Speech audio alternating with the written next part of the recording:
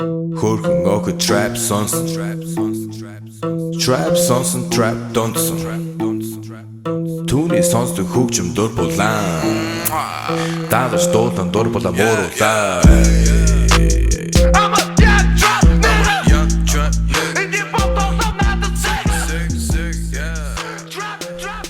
What's up, people? It is Adam Hunter here. I am still out of the country, so I'm doing a best of some of my favorite interviews I've done over the years. And I've had a chance to interview the now UFC champions back before they were champions. I interviewed Max Holloway.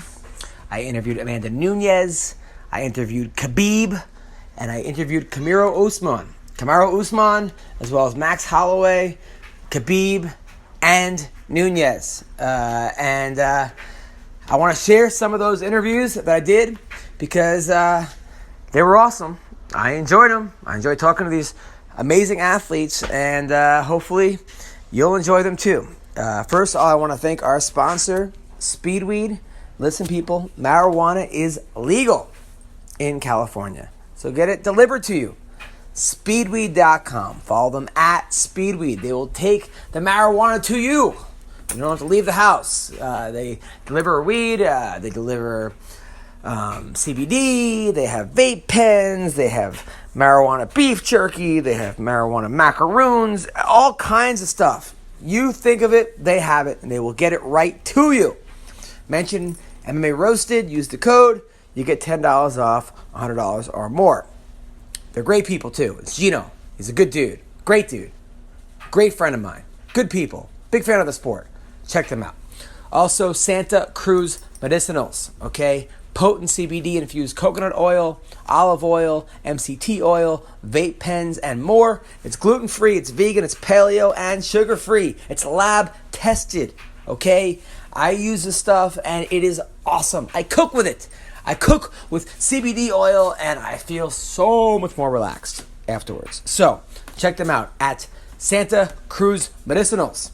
And you can go to scmedicinals.com, scmedicinals.com. Use Roasted for $5 off. Orders $100 or more. They have CBD face mask, okay? Great gift for your girl or even for you if you want to feel better. They have CBD infused Italian dressing, okay? Yeah, Italian dressing. They got all kinds of stuff. They got CBD infused clay mask. Okay, it's a great way to quell redness and inflammation. Okay, it's my go-to for exfoliation. I like to exfoliate.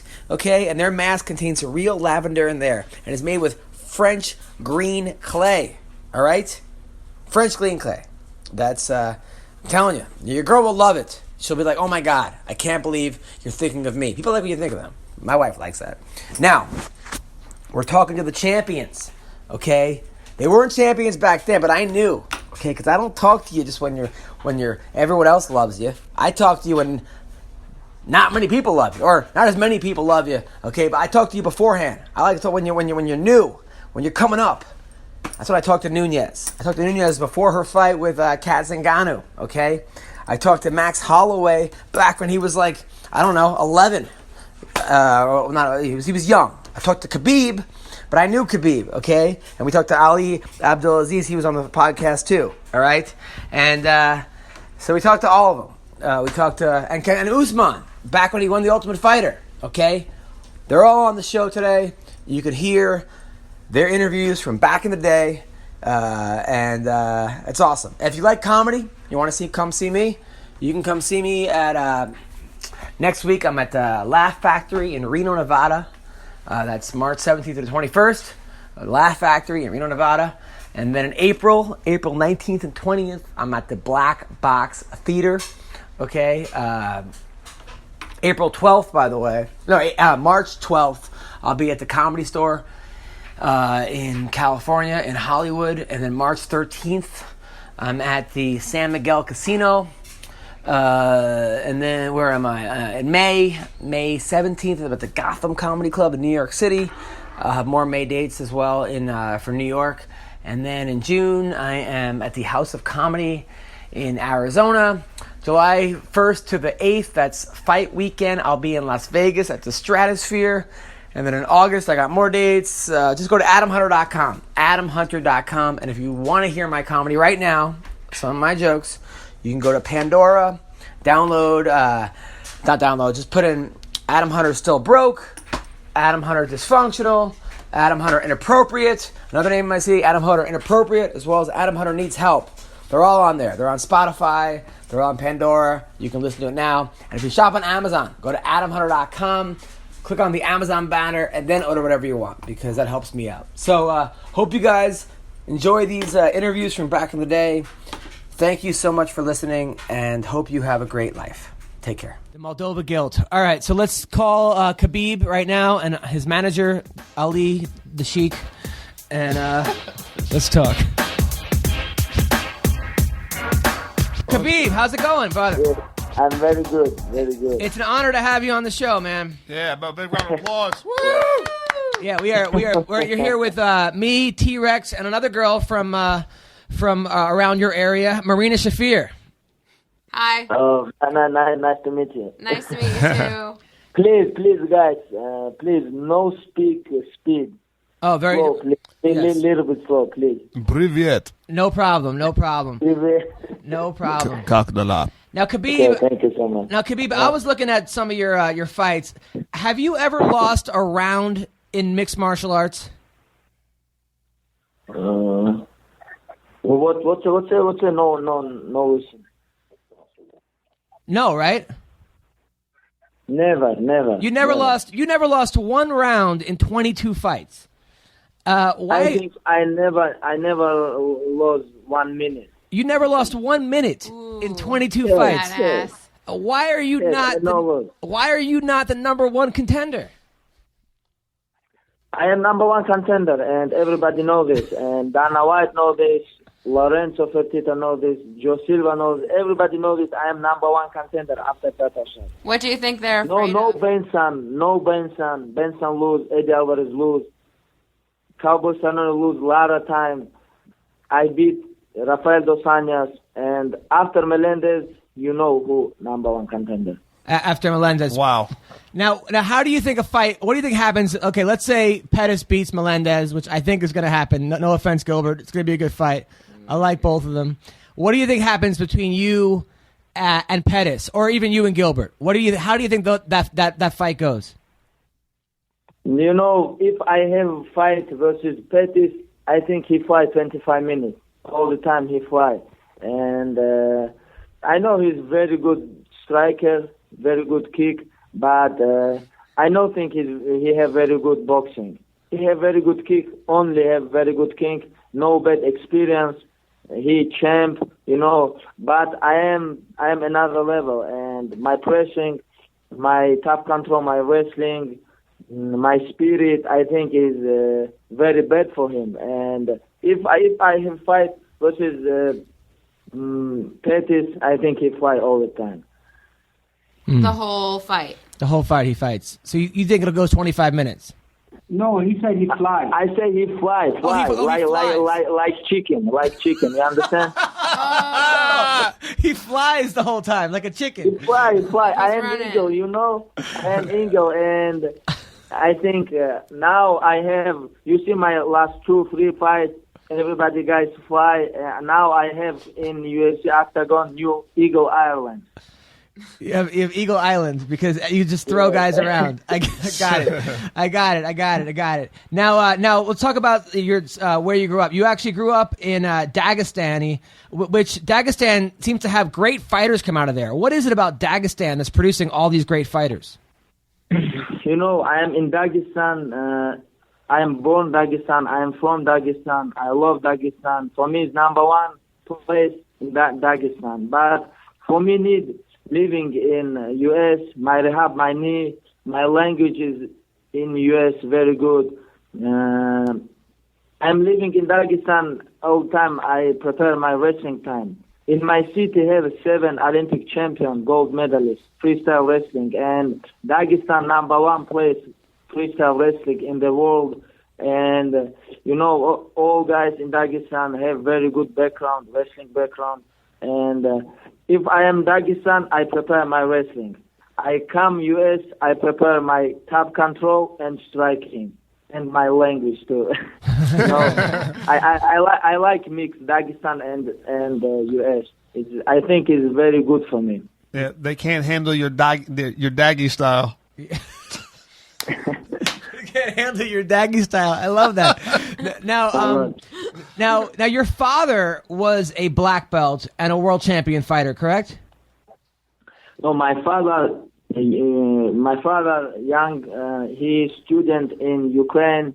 Before he young guy, he training in Ukraine. He champ freestyle wrestling, Dagestan, and he champ sambo and judo, Ukraine national champ. Jesus. And he have very good mix, judo, sambo, freestyle, and he training with me. He trained me all my life, and my father for me is number one, and he very motivate for me, and he control my diet, he control my discipline, my training, everything. If I no have father, I think I am no fighter, but thank you so much, my father. My father for me is number one. Yeah, well, that's awesome. He did a great job. Now, I have to ask though. There's a video of you fighting a bear, and I think you're 8 years old, and you're wrestling a bear. Was that safe? Isn't that kind of dangerous? It's dangerous, but before, you see this video is young bear, the young Khabib, and I think now this bear is very old, but I very miss this bear, but I don't know where this bear. This video in zoo in Caucasus, and I know forget where this video, but I'm very young guy, and it's crazy video, funny video. I like this video. Now you submitted the bear twice by rear naked choke. Did the bear want a rematch? Maybe Bill wants me rematch, but now Bill understand I am number one contender lightweight UFC, and I think he's little bit scared. He understand now. I am number one contender. It's no good match for him. Now, who do you think wins, Pettis or the bear that you beat? I think Bill smash him. you see, this Bill is no easy. It's no easy money. This Bill, he take me down 3-4 times. This very tough Bill. This Bill very bad for Anthony Pettis, I think. It's true. It's true. We have the bear here, actually.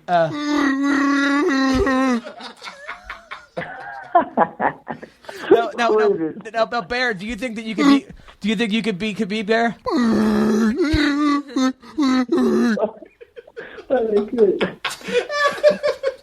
I don't know. The bear seems like he's hungry. Hey, give your address. I come now.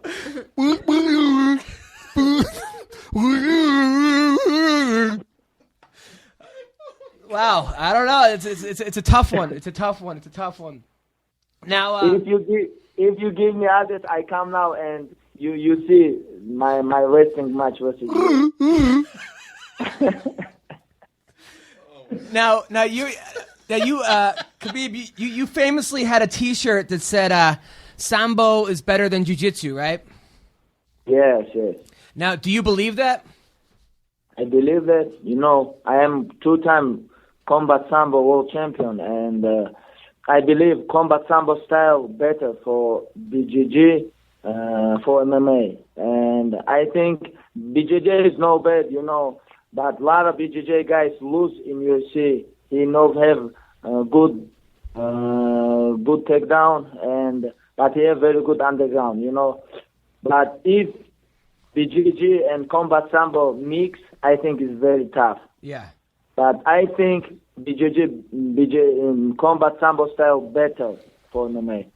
I mean, it seems to be. I mean, they're both. It's hard to say one's better than the other, but whatever's more effective, I guess, for the fighter. Sambo is a lot more aggressive. Sambo's And more there's- aggressive. No, judo number one. Yeah, judo's number one. No, judo no bad, judo. Too. No Ali bad. says it's judo's But number combat one. sambo.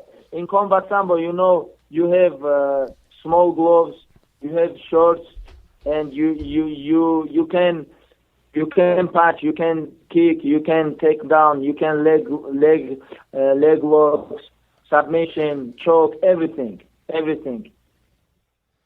Yeah, I mean, it seems like a lot of guys. Like I know Josh Barnett's right. Barnett's into that.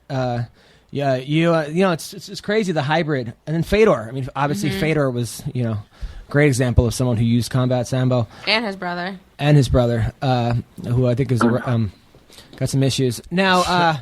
Now, as far as girls wise, so I know Khabib. I know that you're a good looking guy. You come over here. You're 22-0. Are like the chicks just flocking to you? Are you getting tons of Eastern European puss? I mean, what's going on? Hey, listen to me. I have wife, 1.5 years. Oh, And congratulations! I have wife, and I think I'm very loyal guy. I think, and my religion say me is no good. If you go party, if you go smoke, drink, woman, it's no good for me. And I can't this. Sorry, guys. All right, I'm sure there are a lot of women there very disappointed. Maybe a lot of women like me, but it's not my style. A lot of women like you, but you have to turn them down. Maybe I don't know. I know out of all the girls over at American AKA, it's you and out of all the guys that train there. Does Luke Rockhold? Is he the guy that gets the most chicks? Luke Rockhold is playboy. 100%. He's number one fight. Now this weekend he have big fight versus Michael Bisping.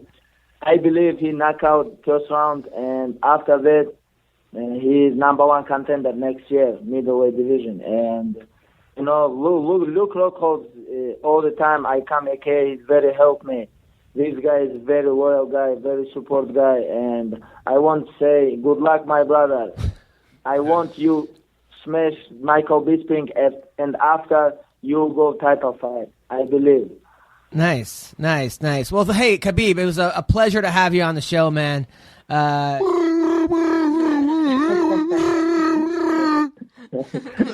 hello, my dear. Ali, let's get you on for a second. Or a minute or 2 minutes. I'm back. What's up, guys? How are you? So now you're managing Khabib now? Yeah, he was my little brother, man. He's been living with me here in Vegas for about 3-4 months. I'm helping him with his judo a little bit because he thinks wrestling is better than judo, but this is not the truth. Judo is the best. Yes. And it's just been fun, man. He's a good kid, very dedicated. I never seen anybody more dedicated. Him and Frankie Edgar is probably the most two dedicated people I ever met in my life. That's great, man. Well, it's the great. guy doesn't miss a beat, man. He have an ACL surgery. He's a workhorse. Yeah, seems like it. Now, I got to ask you. Recently, GSP was in an interview and said that he was with you in a car and saw a UFO. Man, listen, this thing happened like 7 years ago, okay? And it was I think it was George, me, Rashad, and Mike Van Arsdale. Yeah. I don't know if that was a UFO. I don't know, to be honest with you. But this thing was really, really close. And it was a crazy shape in the sky, And I didn't know what it was. And, I never told nobody about it. And crazy. George called me like 1 month, and maybe it was his girlfriend or somebody. He's like, "Hey, Ali, what we see in New Mexico?" And he said they have somebody on speaker. And I explained what he said because the people with him, they didn't believe him. They think he was crazy. But, I don't want to talk about it because people already think I'm crazy. And if I say it, they're gonna confirm I'm crazy. But this is true. It did happen. Rashad confirmed it. George confirmed it. I confirmed it. Okay. I don't know if it was a UFO or what, but it was the craziest, biggest shape I ever seen. Can we confirm how much alcohol was in The car that day, or in that car that day? one thing about me, I never drink liquor in my life. So you really believe that like it was an alien? Maybe it was a UFO. Maybe. Yeah. I don't know what it was. It was right after training. Wow. It was right after training. It was just. It was in New Mexico. All it needs to be a UFO is an unidentified flying object. If they couldn't identify it, then it's a UFO. I can't identify what that is. I'm Egyptian. I don't know what the UFO is. And when I first come here, I was living in Colorado Springs for like many years, and people said they always saw him, but I never saw it. Did you sign the UFO for the World Series of Fighting at the time, or no? No, I have to see his skills. I'm going to do a tryout for UFO. By the way, congratulations on the World Series of Fighting. You guys are doing great, man. You guys are killing it. You got a big thing coming up, right? Big fight coming up? Yeah, we have 3 title fights, relying on NBC Sports. We are on the same day as the UFC and Bellator. And I told everybody, our fight card, I think, is great. They should DVR the UFC and DVR Bellator and watch our fight card and after that, watch the UFC after and Bellator. But we have 3 title fights. David Brands versus Yushin Okami, Jessica Aguilar versus Calendra, and Melvin Gallar versus Justin Gaethje. And it's going to be a firework. I'm excited, and it's going to be great, man. That's great. It's a great night for MMA fans. They have 3 shows. You get to watch the 3 of them.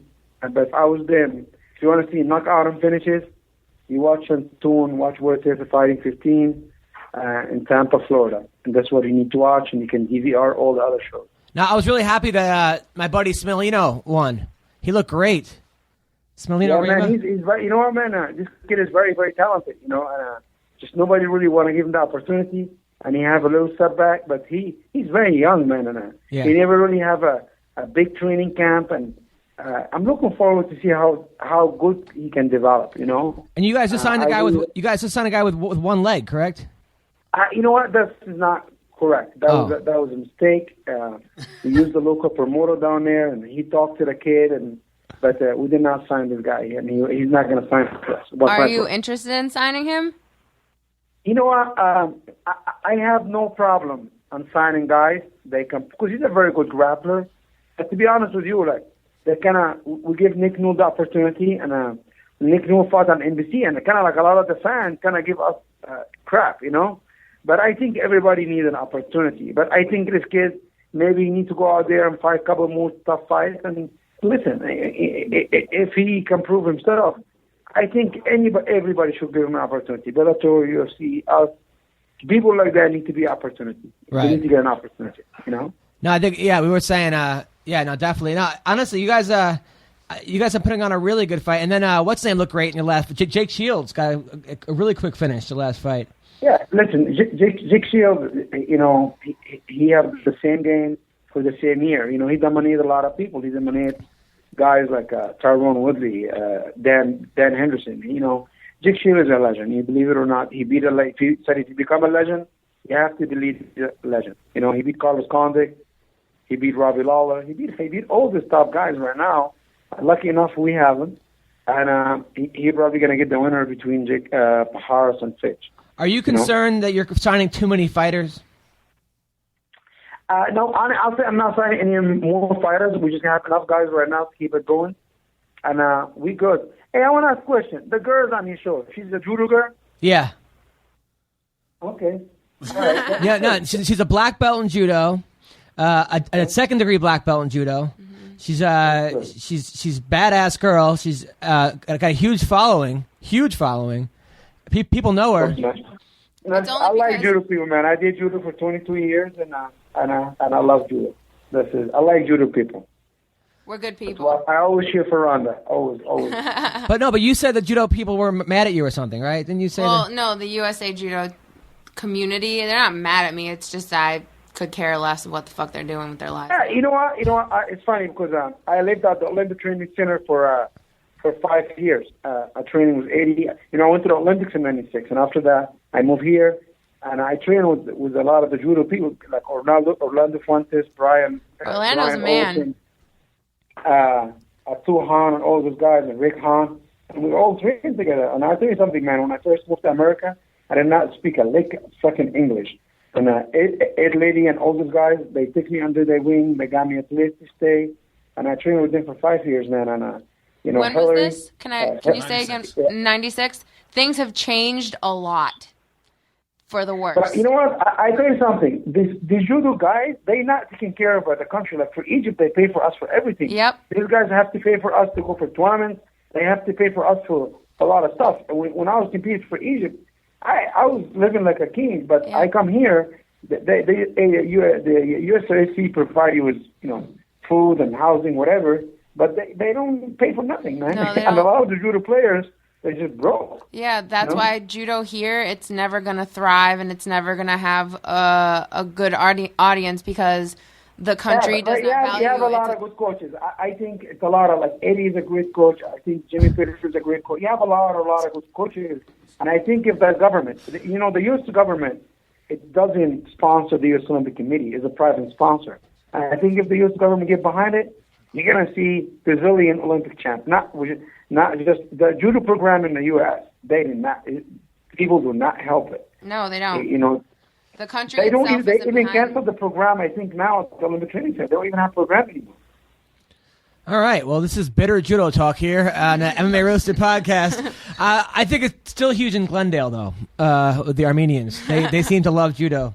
Carl These Parisian. guys like Russian style judo, like fire my carries. Yeah, like Cuban Russian judo. Carl Parisian. Yeah. Although I got to say, in MMA, between Ronda and Hector Lombard, and I guess there's a kid from Australia fighting this week that's huge. It's an Olympian from Australia. He's a two-time Olympian in judo. Yeah, he's fighting this week. Zach something, right? I don't know. We have him on. He's fighting the guy that was on our show 2 weeks ago. Yeah. So, I mean, it seems like it's making a big comeback, or it's not like it went anywhere, but you're seeing I think more in the Ronda octagon. can beat some of the guys at 35 pounds. I really believe that. Really? You think you honestly think Ronda could beat some 135-pounder men? Some of the guys, not the top guys, but some, I think Ronda can beat some. I'm not just saying that. Ronda, not like I know Ronda very well and stuff, but not like great friends. Not like I'm kissing her butt, but it's like she's a different level of athlete. She's mean. She's ferocious. I believe she can beat some of the guys at 135. What guys? Believe. Huh? Which ones? I'm not going to call their names. You're crazy. How do you think she does against Brian Caraway? Huh? Against Brian Caraway, how do you think she does? Man, I'm not going to put nobody on the spot. All right. I'm not sorry. I know. Ali, you're a great guy. Thanks for having you and Khabib on. That was so much fun. Thank you. Good luck with everything. Congratulations with all your success. Nothing but the best for you and your family. Pleasure, man. It's an honor having me on your show, guys. Always, I leave your show with a smile. You know who you need to get on your show? You need to get Renzo Gracie on your show. That's who you need to get on. Yeah, we do. Anytime. I'll call him. I'll let him get on your show soon. Please. I love Renzo. We'll have Renzo on next week. Whenever Renzo wants to come on, we're having Renzo Gracie on. You got it, brother. Thank you, guys. All right, take care, guys. Bye-bye. All right. Later.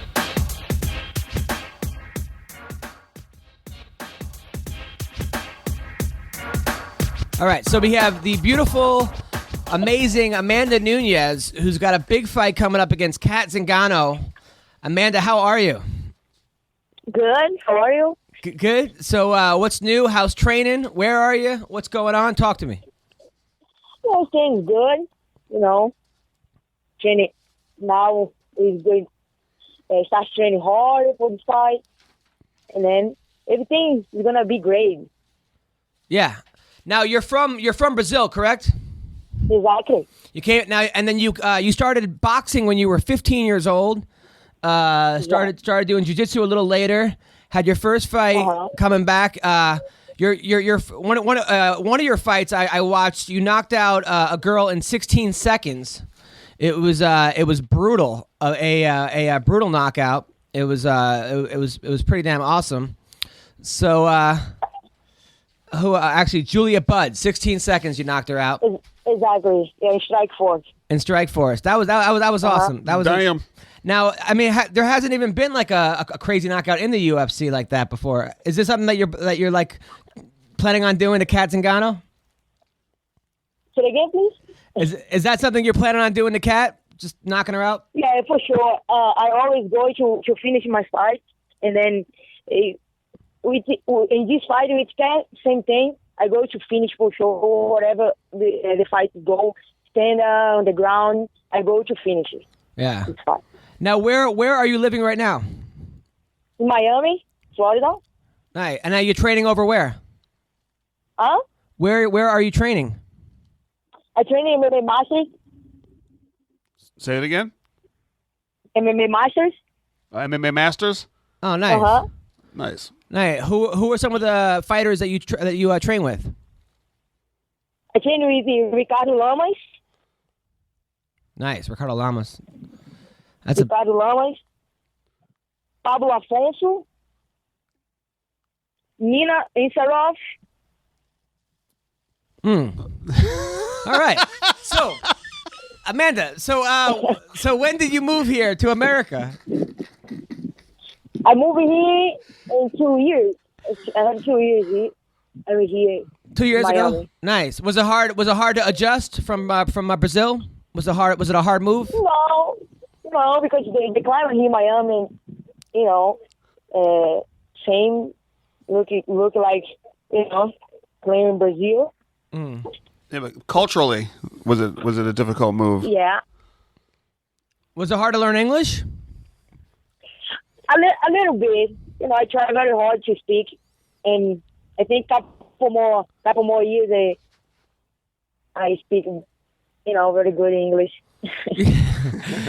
Well, you know what? You speak better English than I do, and I've been here for 36 years. So Yeah, there's no way I could pick up Portuguese that fast. Yeah, no, your English is pretty good. Now, you were, when you started MMA, there was a lot of hype behind you. You won your first 6 fights. You were just killing people, and then you ran into Alexis Davis. That was a hard fight for you. You lost to her in the second round.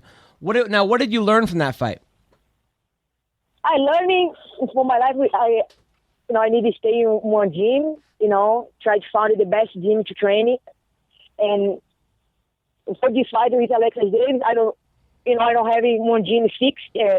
I go to train it.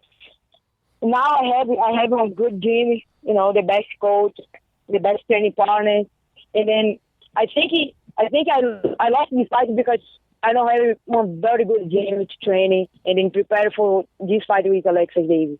Yeah. That's why I try finishing this fight in one round because I know in this fight I go to second round. I don't have too much guys to finish it. That's why I'm not training for this fight at all. And then thank God everything happened in my life very good. I show everybody, and then now I have this big opportunity to fight that. And then I wanna show everybody I'm ready for be a champion. Nice. Now, do you have a boyfriend? No. Are you looking for one? No, right now. Right now I'm focused to, in this fight. And then after that, I think it's gonna be very good for my life. Right. Now, Nice. do a lot of guys hit on you because you're Brazilian and you're pretty, and they go, "Hey, how's it going?" And a lot of guys. Happen a lot. Happen, but So we focus in training and my career in the first plan right now. all right, let's say I'm a guy. I'm in like Miami. And I see you, I'm at a 7-Eleven, and then you come in to buy a Slurpee or something, or a power bar, and I say, "Hey, how's it going? You're really pretty. Would like to go out on a date?" What do you say? I don't think it's a good idea because I see you the first time I see you. For sure I don't go, but I talk to you and. Wait! You just said that you looked at me and you start laughing and say no? Come on. This is like... No, for sure I'm going to laugh, but and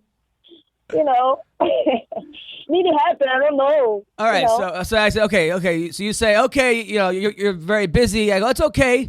How about I pick you up at 8 o'clock? We'll go to a dinner and then maybe a movie, and then we could, eat some Brazilian food. No? I don't think so. I don't think it's gonna work. It's not gonna work. Uh-huh. All right. Well, I think you just like to eat Brazilian. Yeah, pretty much. Now, when was the last time you had a boyfriend? It's a long time ago. How long ago? I think a lot of years. A lot of years ago. So you don't have you have to have a boy toy that you have. You have a boy toy or someone that takes care of your needs. Can't tell me that's not the case. You don't have a side man, a guy that you kind of a male booty call. Yeah. Well, right now I keep it focused.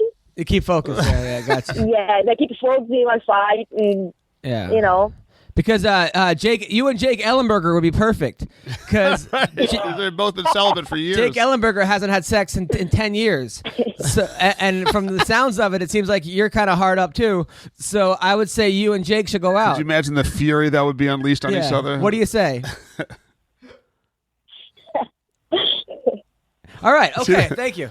Now, all right. Now, what do you think about Ronda Rousey? Well, she's a champion, and then she's strong. Next time she's there, and I go to finish the fight September 27, and then after that I see Ronda, and then you guys is going to see, and I'm ready to prove that I want to be the champion. Right. Next time I come to Brazil to live here to focus in my career and everything. I think she's a champion. She's still there, and then I know I can talk about her. I wanted to fight her after this fight September 27. I want to fight her. Right. So now, do you think that you could finish Ronda Rousey? Because I read an interview. You said that once she gets hit, she's gonna fall apart. That you just gotta stay away from her, and that you could finish her. Are you standing by these statements? Yes, I have very good strikes. I keep distance all the time. I come from judo too. I start judo, jiu-jitsu the same time in my life, and then I know how to keep distance. I know how to block judo throws, and I keep training wrestling, and I know I have a very good intelligence coach, and my coach is judo black belt too, and I have very good coach in striking. We're gonna make a very good strategy for Honda, and then everything's gonna be good. Meanwhile, I hope your English doesn't get better at all. I think this is awesome. I love the way you talk, by the way. It's Thank you. You and Hector Lombard should go on a date. I think that would be. They get absolutely nothing after the date. I don't know how it went. Yeah, you and Hector Lombard should go, and you can only talk English. I think that would be amazing, right there. Yeah. Who do you like your training partners? Because is Nina Ansaroff the only other female that's down there? No, only Nina, and then the rest is a guy. Right, so you do a lot of training with the guys? Miguel Restrepo, and then Chavez, the same size. This guy just tell the name, is same my size, and very good training partner I have. All right, so now what are the top 10 qualities you look for in a man? So if you like, let's say this is like a dating show, right? And they go, okay, so Amanda Nunes, what are you looking for in a man?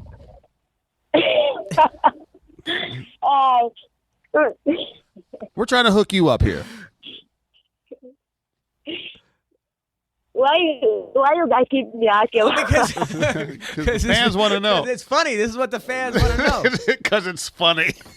Because it's funny because I can tell that you're not usually asked these questions, so it's really funny to see you embarrassed and laughing. It's something that's very nice about you. It's a nice quality. It's a very natural. It's endearing. And it's very endearing. So. Thank you. All right, so just give me 3 qualities in a man you like. I don't say it again. All right, 3 things you like about a guy. A guy. In order for a guy to date you, he has to be these 3 things. Please say funny. I go to talk about is my friend in the gym. Okay. Okay. And then I like it the way he spars with me. Come to aggressive and then try punching me strong, everything like that. I don't like training with guys, because I'm a girl and come training easy stuff. I like the guys training with me strong and then try punching me and taking me down. Like this, we grow. So you're looking at. Wait, you're looking to date a guy who punches you and spars with you? Exactly. Just kidding. A hip toss is foreplay. She's just kidding. Now she's joking with us. This is great. Uppercut to the ribs is how This she is gets great. turned on. You're looking for a guy who could come forward and not be too aggressive. Oh, that's hilarious. Well, Amanda, listen, it was a pleasure talking to you. I'm not sure what we got accomplished here, but you are. Yeah, listen. Oh, your last fight, by the way, against Germaine de Randamie was awesome. By the way, that you destroyed that girl, and she is she's 47-0. She's in Muay Thai, numerous world champion. And you, what was it? And then the fight before that, what's been the big change with you? It seems like it seems like since you lost to Amanda Nunes, things have really started. I mean, lost to Alexis Davis. Things have really changed. Like your last fight was a brutal beatdown of Germaine de Randamie. Is that what? Yeah, completely. This fight is folksy, everything, and I training hard for the fight. And I training intelligent with my coach and with my training partner. And then you see that she tried to come with a combo. Yeah. I wait for this part for this time. She come with the combo and then I try to take her down because I know I'm good there on the ground. I know I take her down easy. Yeah. And we make this strategy very good. And the first combo, this fight exactly the way I train it. Right. The first mistake, I attack. Right. And then this fight like this, and then everything's beautiful these days. But Kat's gonna have a lot better wrestling than Germaine did. How are you gonna deal with Kat's wrestling? Like now we training, a lot of defense and a lot of sprawls and I wrestle too a lot. Right. I know I can take Kat down for sure. I know my jiu-jitsu much better, Right. with her and my strike too. And I want to show you guys September 27th. I know she come to try to take me down too. We ready? I'm ready for everything that's gonna happen in this fight. Right. Now, what do you think about? I know her strategy. What do you think about Conor McGregor?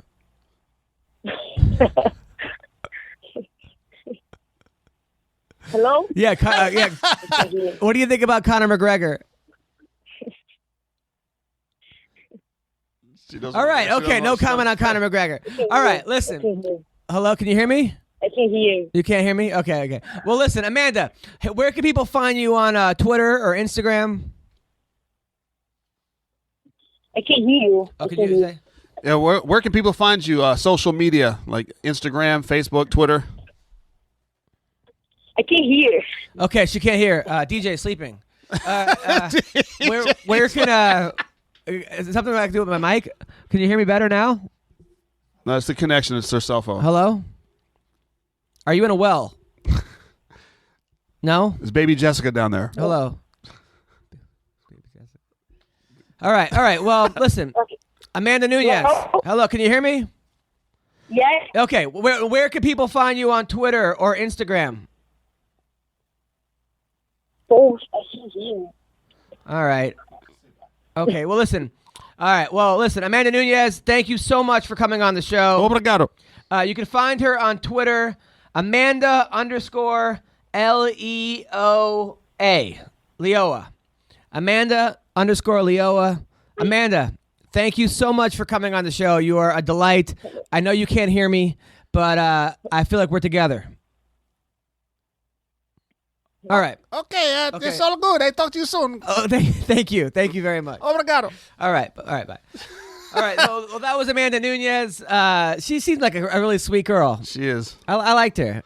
She's not bad looking either. She's a very pretty girl. She's not Brazilians are just a different level. Yeah. Different level of female are those damn Brazilians. The lioness. The lioness, yes. There's something about Brazil. I don't know. Why are Brazilians so damn attractive?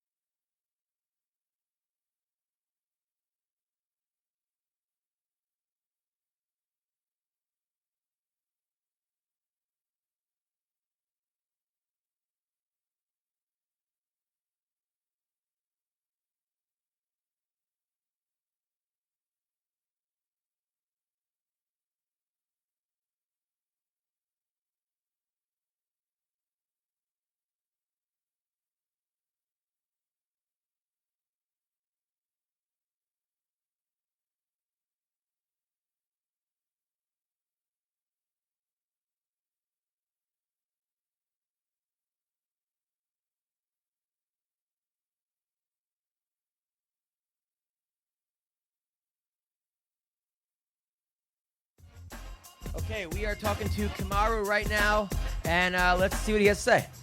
Hello? Hey, is this Kamaru? Yes, this is him. This is the Nigerian Nightmare. You're on the MMA Roasted Nigerian Nightmare podcast with Marina Shafir, as well as Bubba Jenkins. How are you, man? Oh, I'm good, man. How are you? Good, man. Thank you for being on the show. I actually was at your last fight in Vegas when you won the Ultimate Fighter. That was an amazing performance. I know. You know what? I replayed that, and I watched it, and when my opponent walked out, you gave him a fist pump. What was up with that, he man? would do that. I gave everyone a fist Yeah, pump. I'm sure. I gave You didn't give me Your a fist pump. loyalty is real you ignored me, man. You walked right by me. You didn't put your hand out for a fist pump, man. I see how it is. I was scared, man. You're honestly very big and black, and it was very scary. I was very intimidated. You are the Nigerian Nightmare. A lot of cool people from Nigeria. You know my friend Godfrey, the comedian. He's from Nigeria. Godfrey, I do know of him. I don't know him personally, but I know of him. He's a really good guy. Wale, right? Wale's from Nigeria. Wale is Nigerian, yeah. Kasim Uma. Hey, we're making noise slowly. Yeah. It's not a lot of noise, but we're making some type of noise. The Njikawani brothers from Nigeria. Yeah. Nice. Yeah, I know them. So when did you come here from Nigeria, and where did you go to? I was about 7 years old when we immigrated here, and I was raised in Arlington, Texas. Wow. Now, were there a lot of Nigerians in Arlington? Yeah, there's a Nigerian community in Texas. Period. There's a huge community in Houston, but there's a community down there in Arlington, Texas. I've actually been to Nigeria. I did a comedy show twice in Djibouti, Africa, for the troops.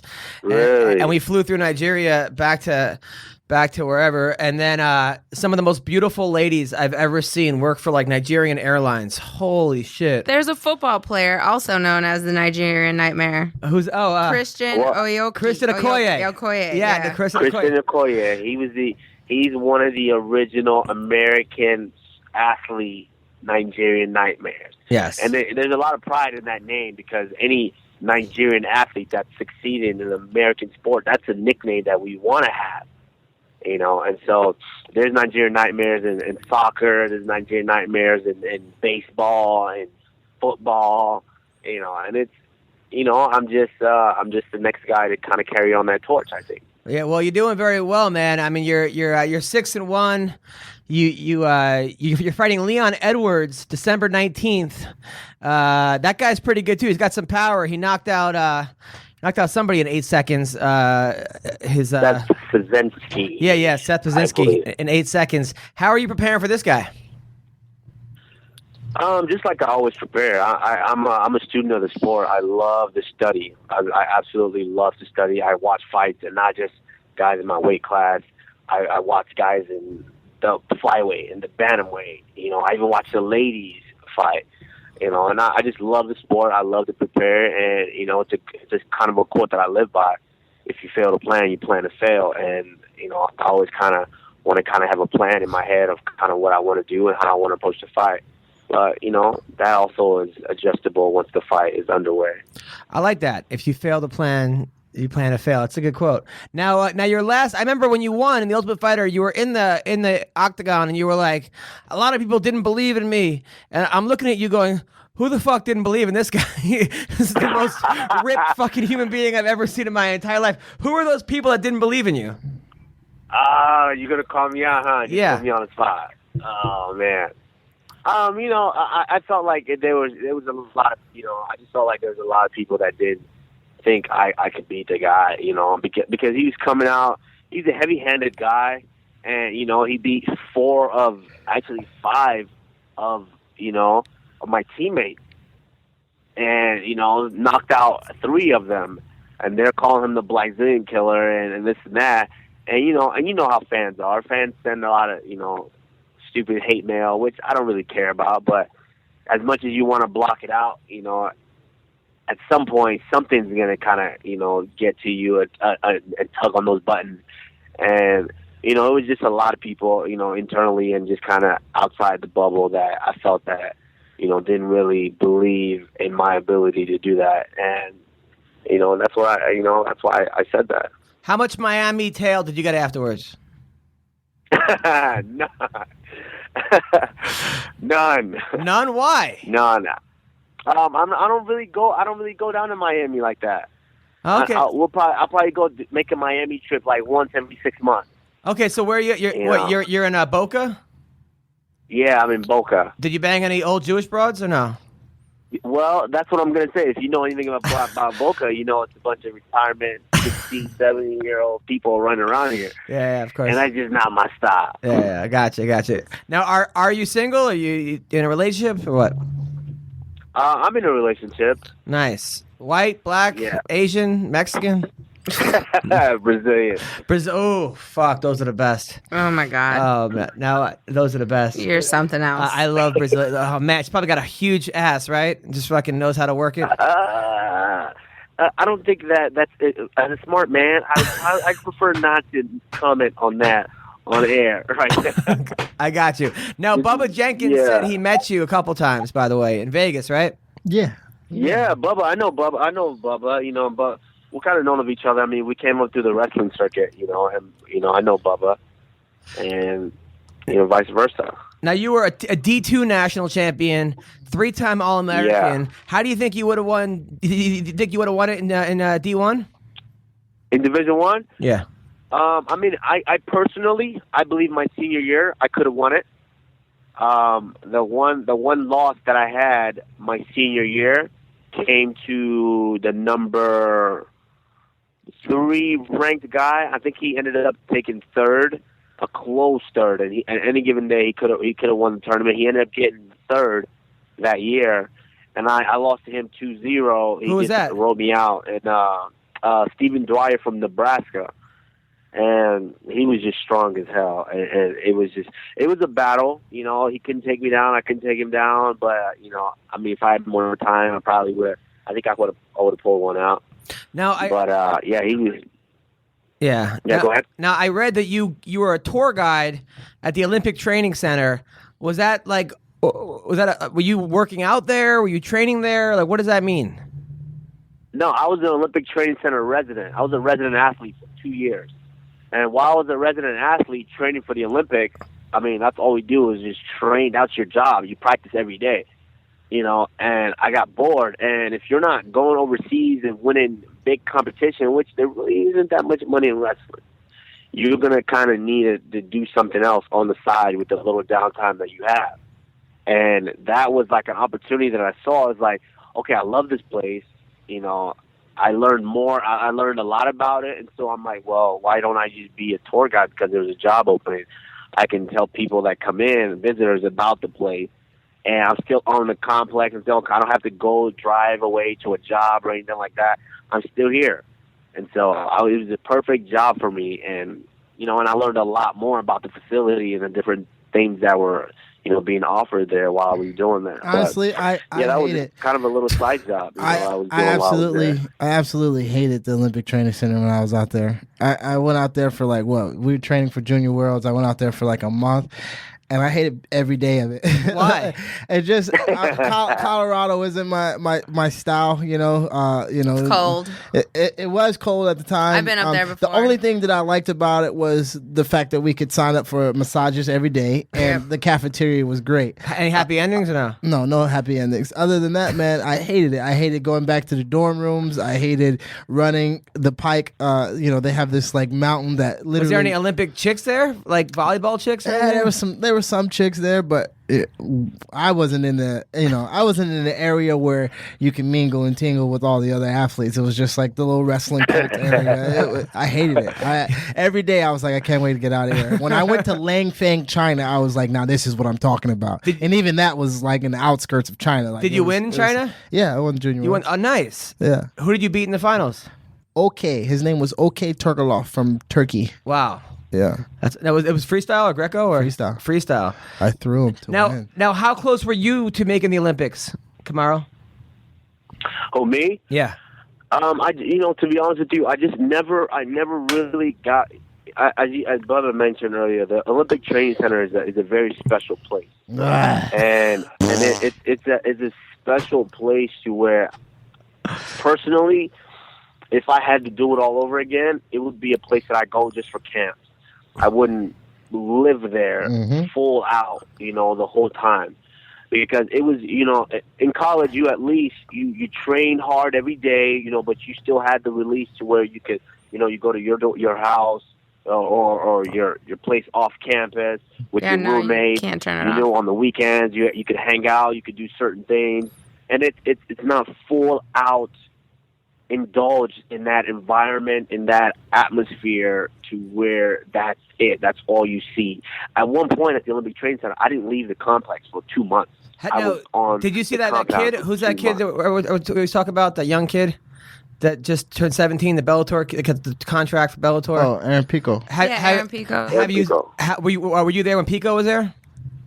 No, Pico's he's 17. He wasn't, I didn't even know who he was while I was training, and that was I left the training center 3 years ago. My man was still in diapers when we nobody were at the knew who training Aaron center. Pico was. No, Bubba thinks Bubba thinks this kid's overrated and that he's doing himself a disservice by not going to college and by going right to the Olympic Training Center. Listen, I'm not hating on the kid. I guess some people see it as me hating on the kid, like, oh, he's not gonna. I'm not saying that at all. I'm just saying before Bellator gives him $1 million. And he's like, oh, I'm not going to college. I'm too good for college. Let me just skip that and, let everybody know how great of a wrestler I am. I'm like, first do something in high school that's worth saying, oh, I can skip college. Then talk about going to the Big Ten and wrestling in college where it's like the gritty of the gritty. It's like D1.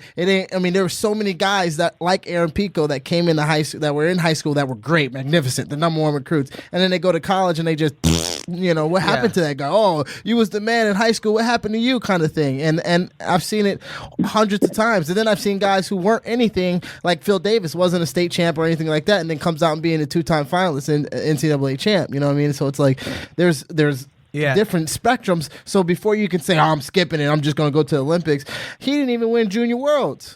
I won Junior Worlds. He didn't win Cadet Worlds.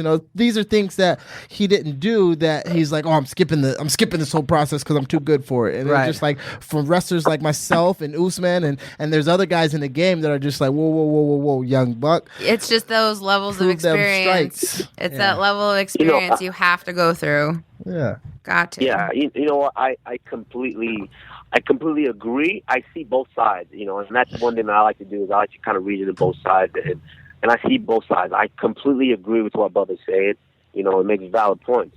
Like there's guys that come out of high school and they're just the man, and I have just lists and lists of guys in my mind right now, and they get that I can rocked. think of that that go into college.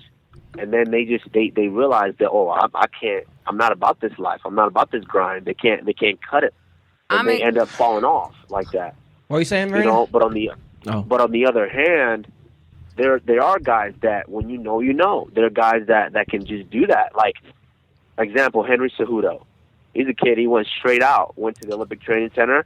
And Henry's one of the few guys, very, very few guys that was able to achieve that ultimate goal by being the Olympic champion. Yeah, although the medal couldn't fit around his head. He's got a huge head, that guy. Yeah, and at the same time, look at guys like Henry Cejudo. Henry was competing. Look at guys like Troy Nickerson. That was Henry Cejudo was supposed to have trouble with wrestling at the Junior Nationals one year. But unfortunately, they never got to wrestle each other. And Troy Nickerson ended up going to college. He struggled, but he was definitely at the top of the totem pole to where he ended up getting an NCAA title out of the picture. Out of 4 years, I think he won it once. Yeah. And that guys like that, like you see these huge top notch guys that come out and they're not extremely successful as they think they will be. Yeah. But when you know. So if that's the route that he wants to go, then in 2 years, I want to sit back and say, you know what, that kid's got it. Or I want to sit back and say, all I'm saying is, baby, won't you come my way? Come my way. Just swing him, Bellator, swing him my way, and I'll be his gatekeeper. That's all I'm saying. Bubba, and we'll switch contracts. Hey, Bubba, I think he's fast though. He's kind of fast. Yeah, he's fast. But he's also he's about that life, and he's a good wrestler, and he's a good boxer. But I'm a grown ass man with kids. You know what I'm saying? But enough about that. How about your boy Jordan Parsons? I know you see him in the gym. I'm gonna wreck his life, man. Hey, I see him in the gym. He says, I'm gonna take Bubba's lunch money. Yeah, man. He literally told me he gonna take my scalp back to his mom. And you're gonna say a lot of good stuff. Whatever you can say to pump yourself up and your little daydreams and fantasies. I'm okay with that. But to say that I cannot take him down in the cage or outside of the cage is asinine. All right. That might be a little. It's to much. think that he is on some type of narcotic is what I think. And I know he trains hard. Who doesn't train hard? He's a hard trainer. I don't give a. He's How a many? tough kid. Yeah, he's tough, but I'm gonna wreck his life. You're gonna wreck his life. His life. He's gonna rethink the sport of MMA after we get done. So Kamaru, how's this kid looking? Give us a scoop on this kid. Jordan's looking good, man. He's training hard. He's looking real good. He's training really, really hard every day. And and one thing that I like about him is he asks questions. If he's not getting it, he's gonna ask questions. His question will be, why is Bubba's foot up my ass? That's what it's gonna be. What? His question is gonna be, why is Bubba's foot up my ass when they fight? Hey, Adam, you can't be taking sides here. Come on, man. No, fuck that, man. I'm on Team Bubba. You're on teams now? I'm on Team Marina. He's on teams I'm on now. Team Marina. I'm on Team man, Bubba. this is a new Adam guy. I'm 100% on Team Bubba. That's my friend, my co-host. That's my boy. But everybody's your friend. No, I don't know Jordan Parsons. That's right. He don't know Parkinson's. Just like you dapped up my opponent in the last fight. Huh? But he's here talking to you. But exactly. Your opponent ain't on the phone right now. Do it for the Vine. Do it for the Snapchat. Do it for the views. You know what made it even worse? I watched it over. I'm like, is that Adam Hunter? Did he just dap up Hunter? And he had the biggest smile on his face when he did it. Like, yeah. Those little 5-year-old go get him. Dap up his favorite fan. It was a highlight of my life. I'm not gonna lie. No, listen, Kamaru, if you were my co-host, I'd be on Team Kamaru, and 100%. I was rooting for both you guys because both of you guys seem like nice guys, and both follow me on Twitter and yada yada. And in this case. But you, as being a wrestler, this is one thing that, and that I've noticed, like, the guys like the Brazilian community here, they stick together. It doesn't matter if they're right, wrong, one of them shot a guy, they still stick together. And that's kind of like it's a brotherhood that you have with wrestlers. Yeah. I don't care who's fighting. If I know one of the guys is a wrestler, it's going to be very hard for me to bet against him. Right. Very hard. Right, so you can understand why the hell I'm going to beat the brakes off of Jordan. You can understand that. You can easily sniff that out. I'm not... You ain't got to pick sides. Go ahead, say what you were saying. It's a brotherhood, so you understand with our brotherhood being very true. Plus Jordan's half black, right? He's half black. Bubba's full black. Right. You got to go for the full black guy, right? The full black wrestler. You're black. He's black. I mean, you're like Nigerian black. Look at the white guy bringing race into this. Look at this white guy over here bringing all the race into this to make the final decision. Terrible. No, but I'm just going to sit back and sip this tea. Me too. This tea is amazing. By the way, what happened to Rashad? I know that's your teammate. I pick Rashad all day over Bader. What happened? Yeah, me too. I'm an ASU guy and I pick Rashad. Man, Rashad is this is the first time I've actually talked about it, outside. Rashad is, Rashad's like my brother. He's like my big brother. It's not just he's like my big brother. The reason I'm here and with the Black Zans is because of Rashad. When they were putting the team together, I came down to help him train years ago, and he just said, "Hey, man, I think this is the place for you."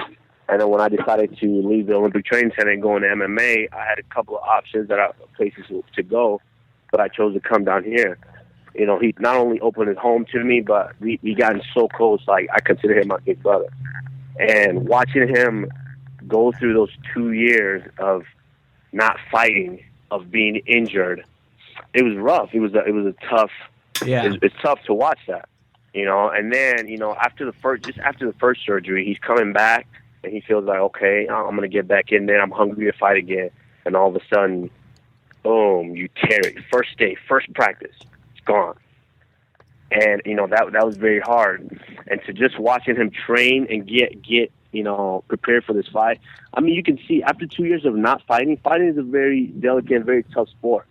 And so 2 years of being outside that cage, it's very rough to come back at your peak prime. And fight Ryan Bader. You know, and I know that's what everybody was expecting, you know, coming from someone like Rashad Evans, who has crazy knockouts over some of the best in the sport in that division.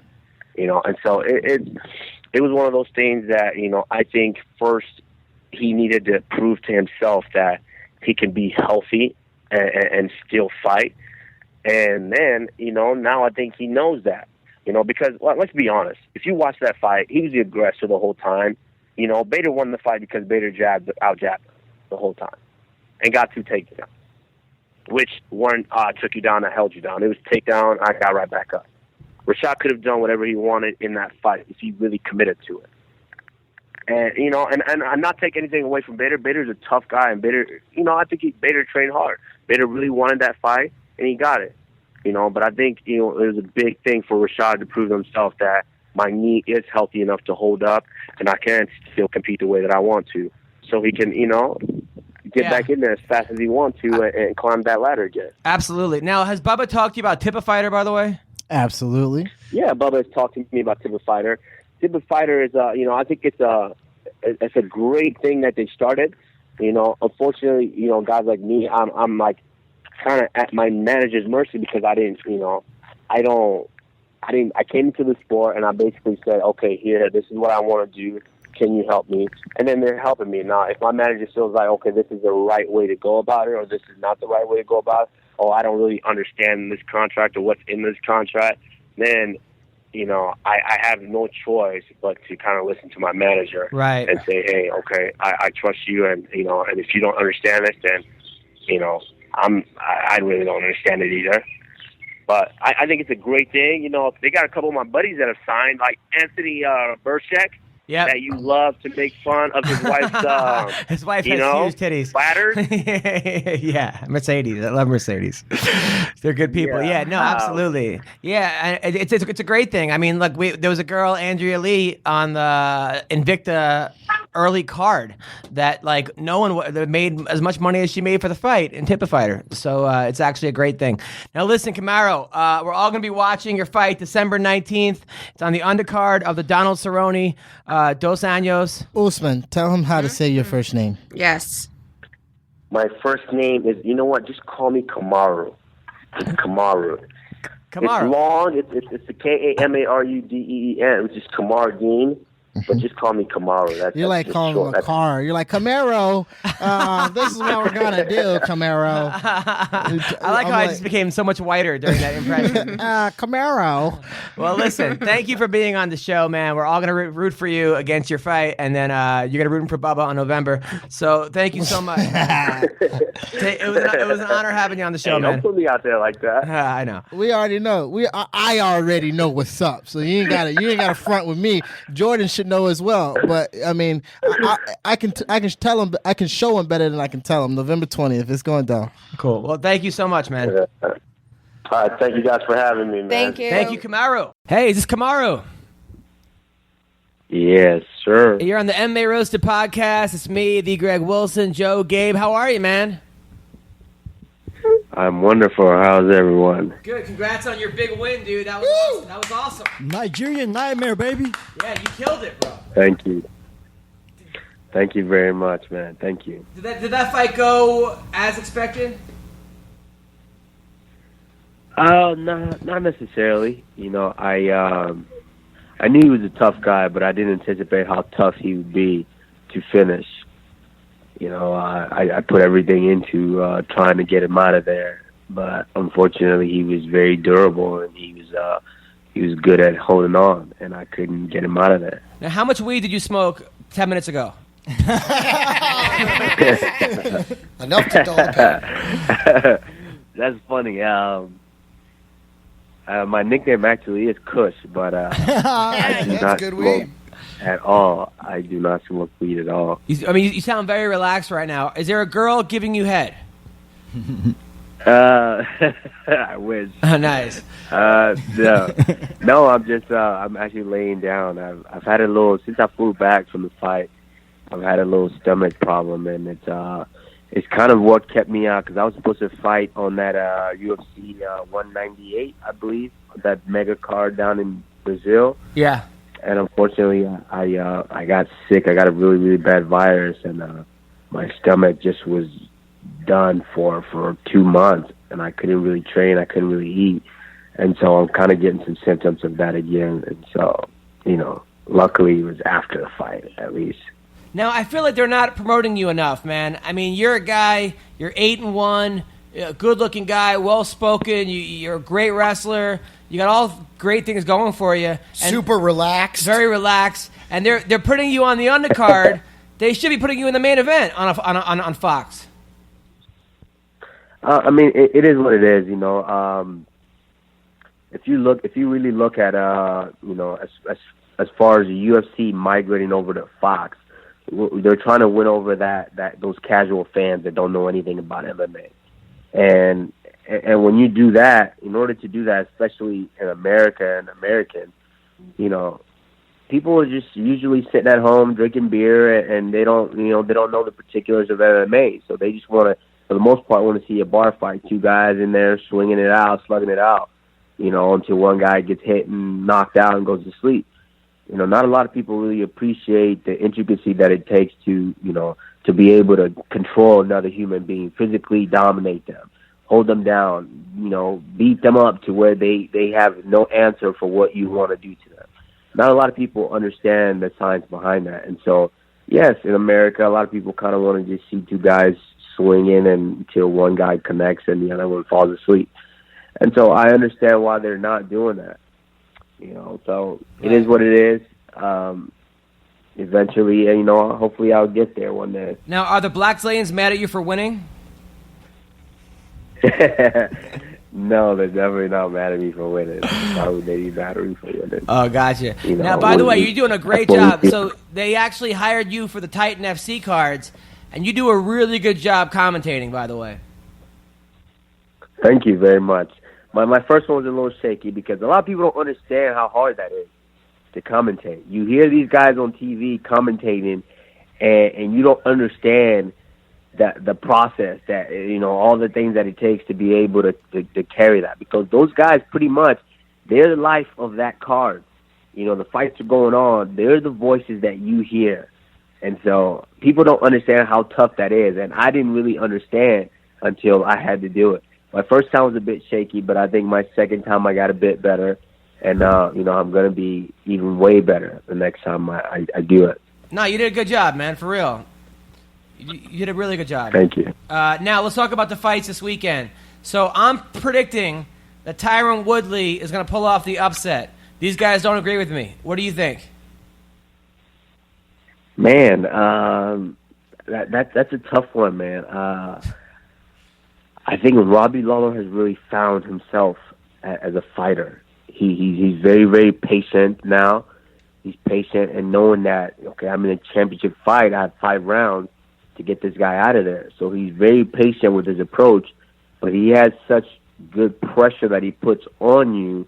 It's very hard to be able to beat a guy like that if you don't mix it up. And that's the one thing that I feel like Tyron Woodley kind of got away from, is mixing it up, his wrestling. He's not threatening with that wrestling anymore because he just, he realizes that he can hit hard. He's going to hit hard. He's going to throw some mad leather at you. And, what happens when you throw mad leather at a guy that loves to trade leather? I think he can pull up the upset, but I think he's going to have to really dig back into it. So you're picking Robbie Lawler? Pull out that wrestling. What? So, gun to your head, you pick Robbie Lawler? No, I do not. I'm going to go with my So you're picking Tyron Woodley? I want to. If I had to pick, and this is just by heart here, this is not by using my mind, I'm going to have to say Woodley. I'm going to go with my man Woodley. Is that because he's black? Yeah. Well, he's got a lot of things going on here. He's black, so that's always a plus. Yeah, he just made an entire case for Lawler, but my heart is with Woodley. He's black, so that's a plus. Right. He wrestled, that's a plus. And I know him, so that's a plus. So there's a lot of things going on here, but no, I I want to. I don't want to say upset. This is going to be a big upset because I think they're both It'll be an upset. at that same caliber. And so I would say Woodley, if he digs into his bag, I think he can definitely get him out of there. All right, so Rose Namajunas versus Kowalczyk. Do you know anything about that girl? I know a little bit. I don't know much, but I'm gonna go with Rose. It's very hard to pick against Rose. She's dangerous, not just on her feet, but very dangerous on her back as well. And so, she just proved that her wrestling improved fighting Paige Van Zandt. I mean, that's complete domination all around. So, it's very hard to bet against that girl. So I'm gonna go with Rose. Uncle Creepy versus Justin Scoggins. Wow, that's gonna be a fireball fight. Both guys are very exciting, very unpredictable. But I'm gonna have to go with. I think Scoggins is I'm just gonna have to go with him with the unpredictability. So I'm gonna go with him. Yeah, I mean, I don't know. I do like Ian's fought better guys. Coming off a long layoff, too. Very true. Injuries. Ian's a wild man, too, man. I love Uncle Creepy. Oh, he's out of his mind. Out of his mind? But he does, he smokes a lot of weed, though. Well, he obviously had to stop leading up to this fight. But Scoggins smokes a lot of weed, too, or did for a while. He just dominated Ray Borg. He did. Ray Borg's tough. Yeah. Man. Freaking creepy. All right, so Ross Pearson versus Masvidal. Ooh. You know what? I think Ross Pearson had a great performance versus the newcomer Will Brooks, and so I like how he's fighting right now. I like it, and I think Masvidal is very talented as well. Masvidal is a good fighter, but I'm gonna have to go with Ross Pearson. I think he's. Oh, wow, the Black Zone is going against the ATT guy. Yeah, it seems like all your picks are against ATT guys. What's up with this? No, not true. No, hey, Tyron Wood is the ATT guy. Yeah, that's true. Yeah, but he's fighting another ATT guy, so it doesn't count. Now, word on the street, Kamaru, is that you are banging all the chicks in Miami. That you're walking around and it is just Kamaru D City. Is this true? I mean, who told you that? Like, I need to meet that guy. I'm talking to a lot of the females at ATT. They say, "Yo, watch out for Kamaru. He's kind of on the warpath."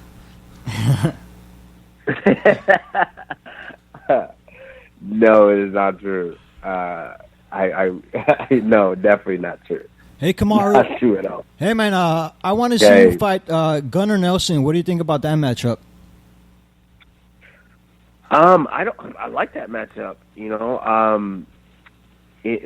As far as the UFC, I think that there's two matchups that they could really, if they really want to test me as far as grappling wise. I think there's two matchups. It's gonna either be him or Damian Maia. They're gonna have to throw at me, and I don't mind either one of those guys. Really? Because it seems like Maia would be the one guy you wouldn't want to fight, just because he goes to the ground and that dude's fucking an anaconda. I understand that, but he in order for it to go to the ground, he would have to get me there. Right. And what better guy to neutralize him taking shots and getting guys there than a wrestler who can actually stop a takedown. Right. And take him down. I think Nelson's a realistic fight because he's like closer to the. I think he's like number 12 in the division or something, and you want the ranked guy. I think he's a realistic matchup you could get if you try to get him, try to ask for him. I think so too. I for sure. And I say that because if you look at the guy that I just fought Damian Maia, and his fight coming into the UFC, it was his first fight in the UFC, and Damian Maia was already top 10 contender in the UFC. Top 5, I think, at that point. And Damian Maia couldn't dominate him the way I did. No. The guy actually took Damian Maia down once or twice in the fight. And so it is what it is, whether they're going to give me that fight or not. I think I can actually keep Damian Maia on his feet and do some damage to him, and possibly get him out of there. Now, how pissed were you when he was grabbing the cage? I mean, it happens all the time. You know, guys do it to me all the time. They grab the cage, but that doesn't stop me. I don't even focus on that.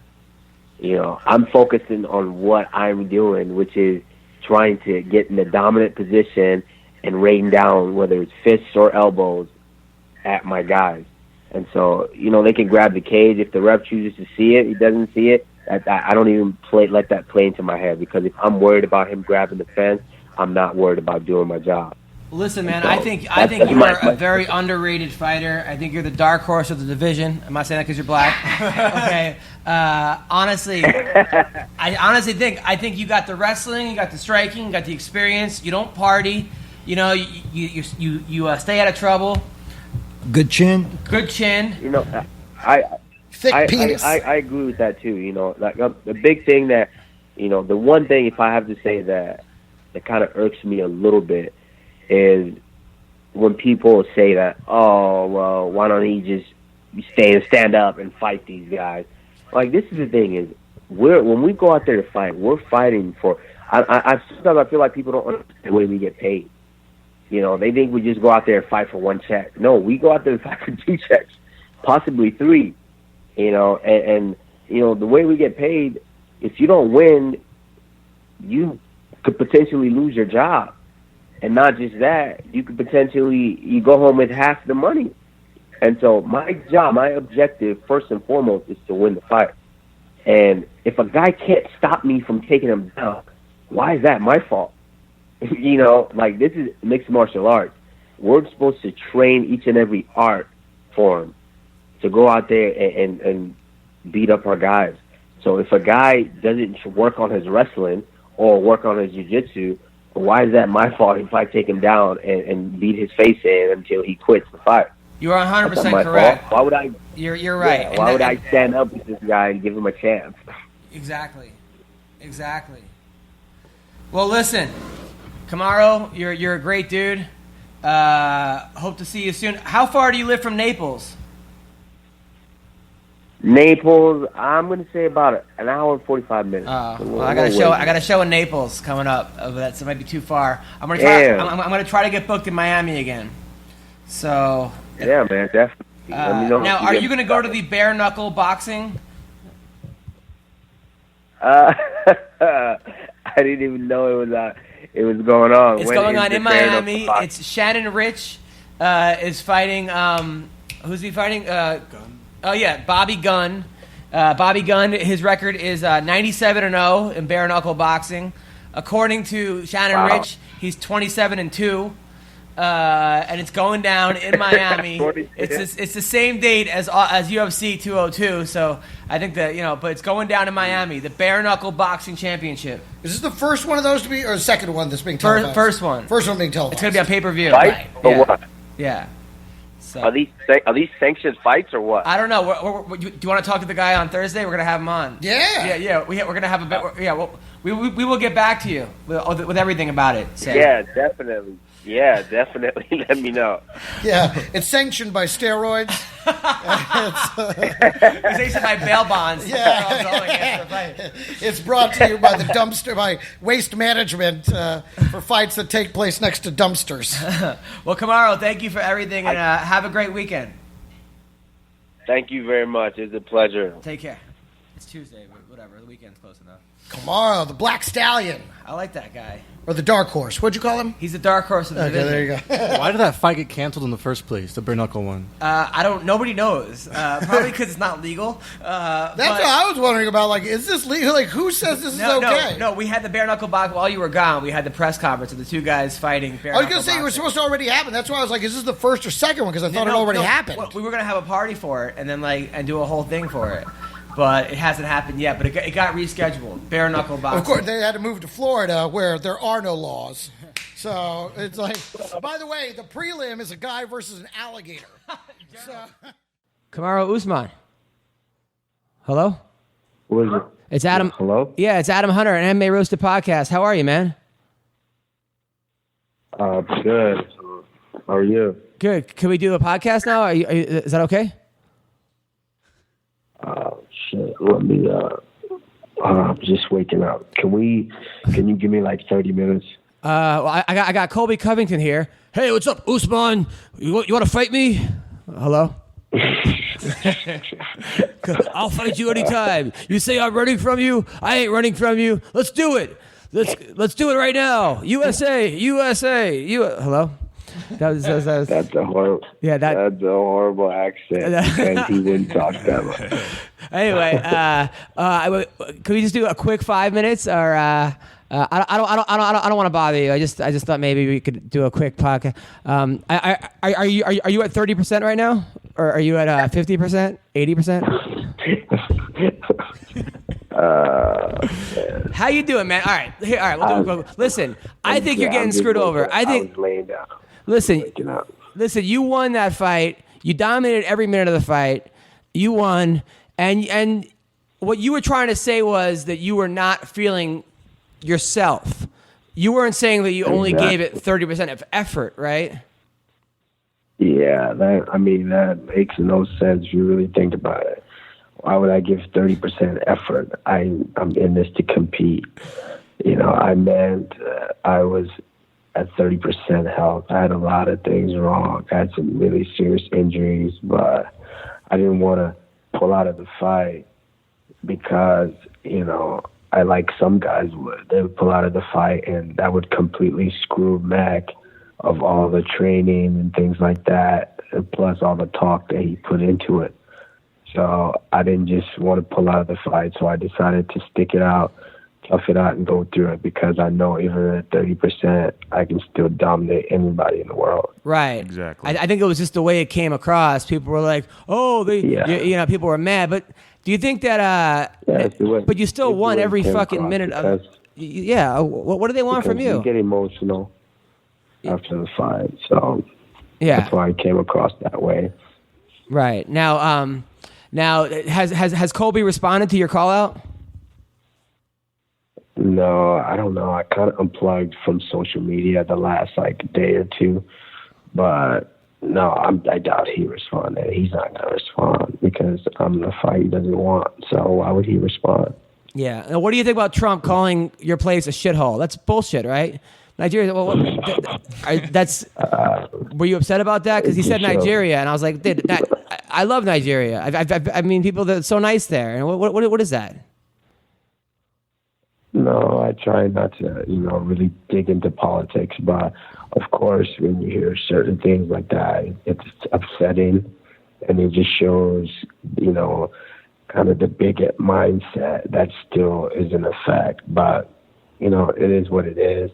They can't say that about Nigeria. Nigeria is not a shithole. The only problem is we've got some corrupt leaders who have taken all the money and put it in their accounts, which kind of dried up the whole country because there's so much money. We have money. We have oil. We have diamonds, gold. We have everything. So many resources in Africa, but it's just when the politicians take all the money, it leaves everybody dry.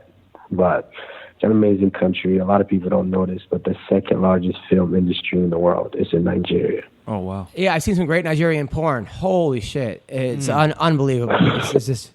Okay, yeah. No, but everybody, as far as immigrants from Nigeria, I've met the best people I can name. I mean, you, the Njagowani brothers, Godfrey, there's a lot more. Just great, the nicest fucking people, most talented people. Samuel Peter, I never met him, but he seems like a nice guy. What's are you kidding me? We need people. If you weren't here, who would they have booed Saturday night? We need you, right? Hello. I didn't hear that. What'd you say? I said, if you weren't here, who would the crowd have booed? Right? I mean, we need people. We need you, Camaro. So, I don't know. So, I don't know. No, I thought you looked great, man. Honestly, you dominated every minute of the fight, and you won the fight. You won. If you want to boo someone, boo Emil Meek. He couldn't figure you out. That's the point is to win. The point isn't that you go out there and knock the other guy out in 15 seconds. That's never going to happen. And the guys who do that every time end up getting knocked out themselves. You are a smart fighter. A smart fighter. Yeah, I mean, the issue I think was, lately in the last 3 fights, fans have grown accustomed to me dominating strikers, keeping them up and just beating them up. And you saw in the last fight, I flatlined the guy. And so, fans get accustomed to that and they get used to that. When you give them anything different, they don't like it. Right. Now the word on the street is that you and Colby might coach the Ultimate Fighter against each other. Is that true? That's what I would love, but it's always up to the UFC, where they're the judge, juror, and executioner. So it's always up to them. So right now, we just have to wait and see. Now, the fight last week, it was in St. Louis. Right, St. Louis. Mm-hmm. Did you hook up with any hot St. Louis chicks afterwards? No, absolutely not. Why not? My girlfriend was there. You're saying she's not hot? That's what the hell kind of bullshit is that? I've seen your girlfriend. She's a very attractive woman, by the way. Very, very, very fit. Yeah, she's hot, but no, I was there to take care of business. I had a lot of things to worry about, especially with the injuries and things that were on my mind. So performance was, just going out there and making sure that I continued on my winning track was on my mind. Well, I want you to know that after that night, I humped my wife for 15 minutes and told her I was only 30% afterwards. So you completely... I'm sure she didn't believe you. So now this weekend, Daniel Cormier versus Volkan, and then we got Stipe versus Ngannou. Who do we like in these fights? Stipe is very talented and well-rounded, a very good champion. It's going to be a tough fight, but of course I have to ride with my African brother, Francis Ngannou. Yes. And with Stipe and Volkan, man, not Stipe, with Volkan and DC, of course everyone knows DC is the cream of the crop. Tough dude. Volkan, he put in the time. I had to go through the battles with him every day, and I watched him put in the time. So he's going to get whatever he worked for. So he can go, and he's got dynamite in his hands. Everybody knows that. So he can go in and touch DC and put those lights out. So you can't sleep on Volkan. Now, you spar with Volkan for this fight? Did I what? Did you spar with him? Yes, I spar with him quite a bit. I mean, how hard does this guy hit? He hits pretty hard. Really hard. I mean, he's AJ's sparring partner for a lot of those camps, so he's been used to going through the trenches and battling it out. So has he? I mean, is he hit harder than anyone that you've ever sparred with? I don't know. I mean, I sparred with AJ. I sparred with Rashad. Fuck. Like, these guys hit hard. Like, there's a lot of guys that hit hard. So he hit hard. Have you ever seen AJ and Volkan spar? Have I what? Have you ever watched AJ, Anthony Johnson and Volkan spar? You ever watch them spar? Yeah, I watched them spar with both of them several times. Who wins those sparring contests, Volkan or AJ? I'm not gonna say who wins those. Come on, tell us. Give us some. For a lot of the sparring where AJ was training at the height of his career, Volkan was one of his main training partners. So, and he survived. So, that would tell you something, that he's tough enough to be there. So Volkan. So you're saying Volkan dominated him every time in sparring, because that's what we're going to put for the title of the podcast. Volkan destroyed Anthony Johnson in sparring. By the way, I got You can put that, but you saw what Anthony did to all his opponents. So you can put whatever you want to put. It's a very good point. By the way, people don't believe you. By the way, you do a great job commenting for Titan FC. I got to say, man, you do a really good job. You have a future in broadcasting. Thank you. I appreciate that, man. No, it's true. I'm very impressed, man. I honestly think people don't know you like I know you. I mean, we've hung out thousands of times, and I honestly, you're a good guy, man. You're a guy. You came from nothing. You came out here. You were at the Olympic Training Center. You had to plunge toilets there. You worked your ass off. You never made the team. Everybody was like, kind of looked at you. They were like, "Oh, that's Usman. Good luck with your career." And now look at you, man. You're killing it. You're killing it, bro. I don't know if I plunged toilets, but Yeah, it just attests to hard work. I worked and put in the time, and I have big goals for myself. I didn't get into this to just be another guy. So, I'm going to do what I do best. I'm going to keep winning until they can't deny me a spot. So, Rafael Dos Anjos versus Tyron Woodley. Who do you think wins? Tyron Woodley, first round, devastating KO. Woodley versus Colby Covington. 30 seconds, devastating KO. Tyron Woodley. So then why aren't you calling out Woodley then? See, I'm a realist. I'm realistic. I don't like guys that just jump in and just because they have one win, I'm going to call out the champion. That makes no sense. That's not a fight you're ever going to get. It makes no sense. I'm a realist. I know I'm about 1 or 2 fights away from Woodley. I'm going to focus on those 1 or 2 fights, something that can realistically happen. What is the point of me calling a guy, which they're not going to? It's just running your mouth and making noise. I call out Woodley. They're not going to give me Woodley. None of the top 10 guys would agree to fight me. Why the hell would they give me Woodley? I'm a realist. I'm going to focus on the guys that make sense that I know I can get, like Colby Covington. Once I beat him up, then obviously people will be like, oh shit, this guy is ready. Then I'll call out Woodley. But there's no point in making noise and blowing smoke. I'm here to be I'm a real guy. So I'm here to be real and not just here for entertainment. Tony Ferguson, Khabib. Who wins that fight? Khabib. How? However he wants. Wow, look at that. This weekend, Chael Sonnen versus Rampage, the fight that we're all waiting for. Who wins this fight? I don't know. It depends on which Rampage shows up. If Rampage has been training, then I want to give it to Rampage. But if a 265-pound Rampage comes in that hasn't really been training, then I give it to Chael. My decision. Has anybody ever embarrassed you in sparring? Like, have you ever been got fucked up? You're like, man, I don't. Yes. Who? Rashad Evans. Wow, look at that. Bad. Really? Well, that's about 3 years ago. 4 years ago. He was on the road for a while. This was about 4 years ago when he was still before the knee injuries. Right. He was on the road, and I'm like, he hasn't been training in a month. He ain't got shit. I've been training nonstop for 8 months. He can't do anything. He comes in the sparring cold, not even warmed up, beats the shit out of me. He just dog shit out of me. I just remember going home that whole day and I didn't want to talk to him.